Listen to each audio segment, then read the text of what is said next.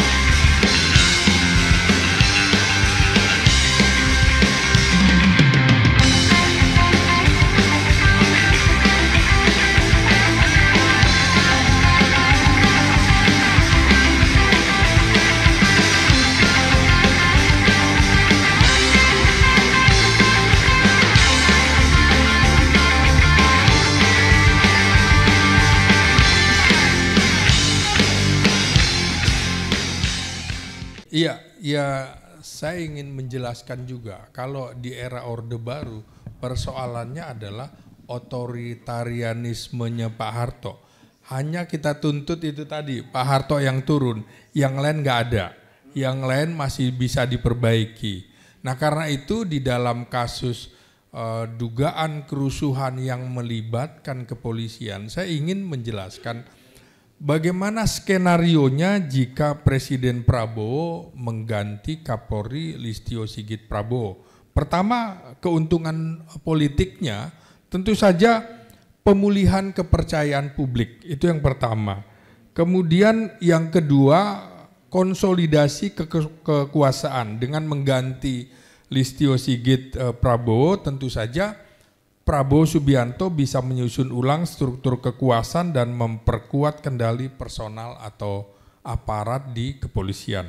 Yang ketiga ini sebenarnya momentum reformasi penegak hukum. Jadi dengan mereposisi institusi kepolisian dengan arah baru yang lebih profesional, humanis dan lepas dari praktek militeristik yang represif juga yang ini dikeluhkan oleh masyarakat.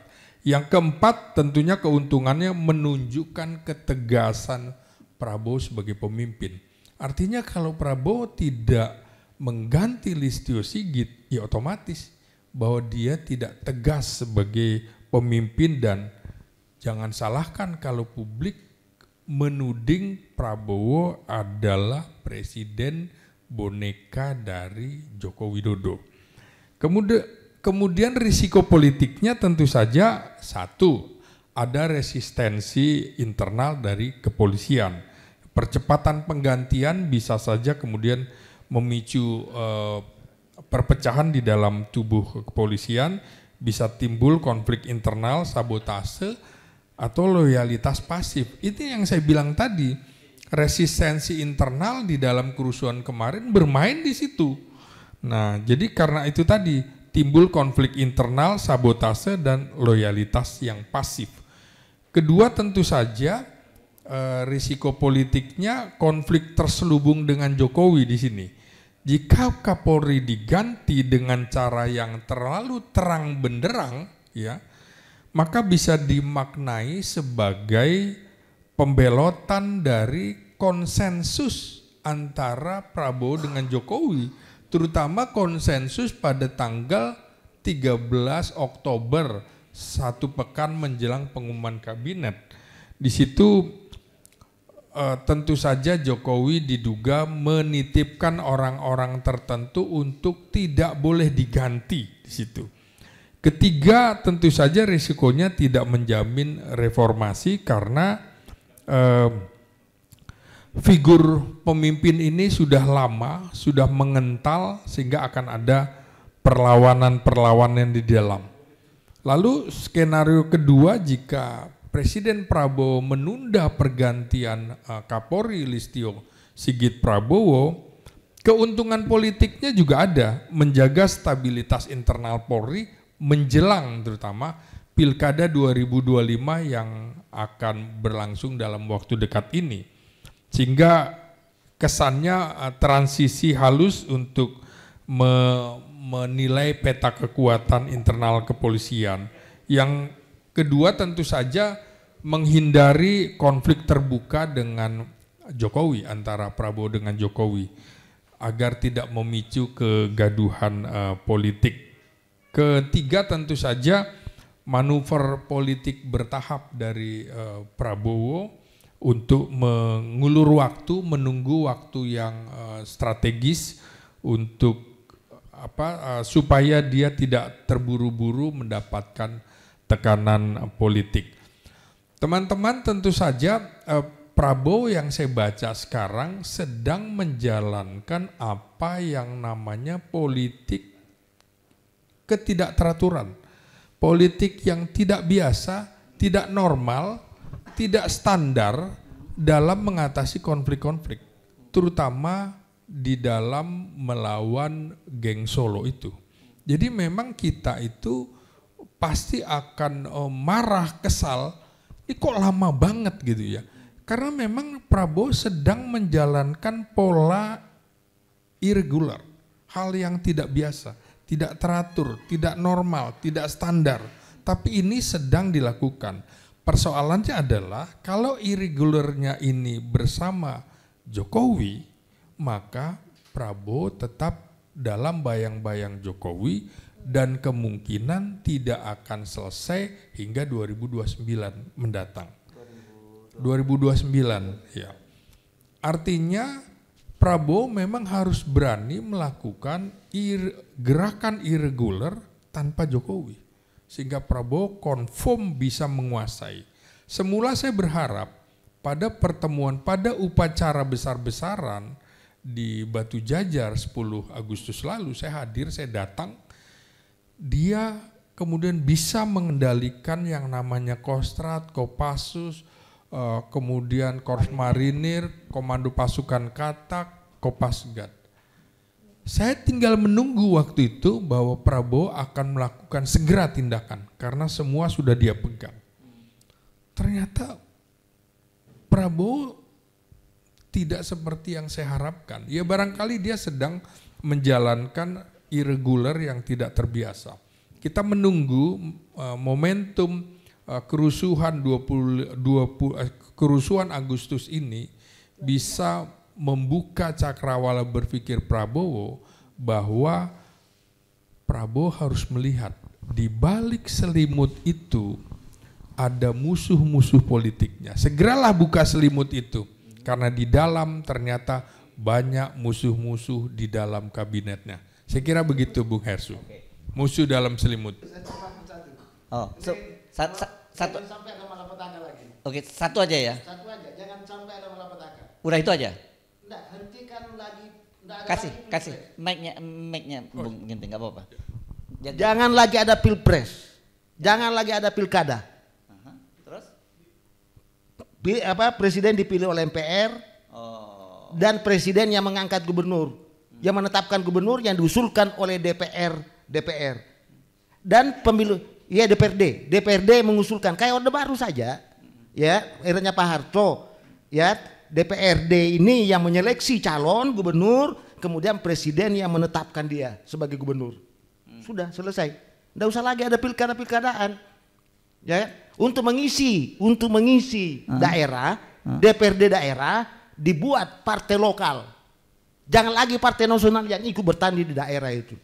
Nanti berkomplot lagi orangnya itu Pak. Oke. Saya kira itu lagi. Ya, saya kira cuma itu. Ya. Ini solusi benar ini. Ya. Jangan lagi ada pilpres. Kalau pilpres hanya memperpanjang penderitaan kita. Saya bisa pastikan bahwa Indonesia akan gelap. Bukan lagi gulita. Ya. Karena sudah terancam sekarang kan. Ya. Ini baru awal permainan ini untuk 2009. Ini kan permainan 2009. Awalnya baru di setel vokalnya kan. Sudah rusuh di mana-mana Pak. Gitu kan. Jadi jangan hentikan ini Pilpres. Kalau bisa besok sebelum ada ya Pak Prabowo mau ya betul-betul mikirkan negara ini, bangsa ini, sudah presiden dipilih oleh MPR. Sudah itu tadi, dan presiden memilih nanti menetapkan itu gubernurnya. Wah, nah, ini penting, selesaikan dulu. Ya, saya dulu. selesaikan. Ya. Kenapa? Untuk kasus Indonesia, pemilu langsung itu hanya memberikan setan, ya, kesempatan kepada setan untuk mencarikan pekerjaan orang-orang yang buruk, yang menganggur. Lihat hasilnya sekarang, yang merusak itu kan. Ya. Mereka muncul semua karena ada fasilitas tadi, Okay. ya kan? Muncul pengamat, muncul ini, muncul relawan itu sensitif bencana Pak. Lah sekarang relawan berubah menjadi apa? Bukan sensitif bencana, Apa? sensitif malapetaka Pak. Kalau ada relawan yang kita dengar bahaya nih, bisa-bisa nanti ini jadi buzzer, bisa-bisa jadi apa? Jadi komisaris, jadi wamen. Iya Pak, minta itu. Jadi saya kira itu, hentikan itu kalau kita mau baik ini. Yes, ya, oke. Ya, saya kira itu Bang. Ya, ini kelihatannya Prof Siti Zuro belum nggak ada mau tanggapannya dulu katanya. Iya. Dikit ya, menurut saya mungkin acara ini next ya, di lain kesempatan membahas tentang pemilu pasca ketetapan dari Mahkamah Konstitusi. Ini penting, menurut saya sangat penting. Kita selama ini melakukan langkah-langkah yang too much too soon, langkah-langkah yang melompat-lompat, tidak terukur, tidak pasti, berasumsi dari waktu ke waktu, berasumsi kalau pilkada langsung itu seolah-olah gitu ya, ini adalah pilihan rakyat. Lupa kita bahwa pilkada langsung itu vote buying, maka kerusakannya luar biasa. Yang kita sangat tidak ikhlas juga itu ketika ternyata daerah, birokrasi daerah rusak hanya karena pilkada langsung. Maka asumsi-asumsi lalu tentang partai lokal, saya mohon maaf agak wondering gitu ya. Jangan, kita ini masyarakat Indonesia ini masyarakat yang kalaupun tidak ada partai bergeraknya itu luar biasa, emosional dan sebagainya. Kita itu belum menata kematangan kita sebagai bangsa.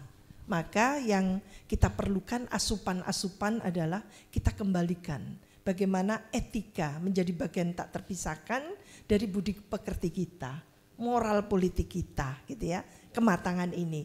Lah, saya termasuk yang juga mengatakan praktek demokrasi partisipatoris kok kenapa banyak dampak negatifnya ketimbang positifnya. Saya sebagai peneliti dalam kamus peneliti itu tidak berani berkesimpulan tanpa adanya penelitian yang serius. Lah, karena saya 38 tahun jadi peneliti dan sampai 2024 juga penelitian sampai ke desa dan bahkan mengeksekusi program ke desa. Saya merasakan itu. Betapa rusaknya tadi itu. Tatanan birokrasi kita sampai ke desa. Jadi nilai-nilai yang dimiliki oleh masyarakat di lokal ini tergerus hanya karena serangan vote buying tadi itu. Itu menjelaskan ada Guillaume bahwa dalam sebuah masyarakat yang belum cukup mature, demokrasi itu berbahaya untuk demokrasi itu sendiri. Iya, secara teori kan dikatakan bahwa demokrasi itu membutuhkan satu masyarakat yang secara ekonomi dan pendidikan itu oke. Lah, Indonesia rentang waktu pendidikannya masyarakatnya itu baru di tataran 9 tahun. Dan bahkan ada yang patokannya pendapatan per kapita ya katanya. Betul. Apalagi masyarakat yang tidak beruntung secara ekonomi, saya tidak mengatakan melarat gitu. Melarat, itu luar biasa masih. Maka menurut saya kita kembali ke demokrasi ala Indonesia kita. Oh, ini jadi dengan keindonesiaan, kedaerahan kita itu balance gitu ya. Jangan lalu kita sampai ini benar, ini serius sekali menurut saya. Maka ini menjadi mungkin starting point kita menyongsong Indonesia umur 100 tahun itu kita tata sejak sekarang ini. Gitu ya.